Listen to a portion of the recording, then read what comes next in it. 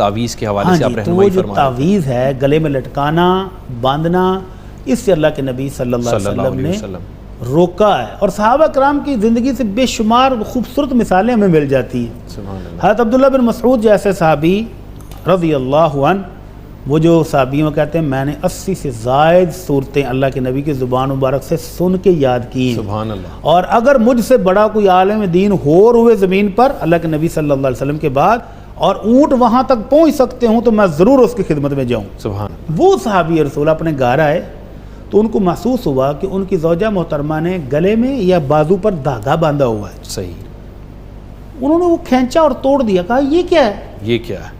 کہنے لگی وہ میں نے فلاں یہودیہ سے دم کروایا ہے، میری آنکھ سے پانی نکلتا ہے، صحیح۔ جب سے یہ دھاگا باندھا وہ رک گیا ہے۔ اللہ اکبر۔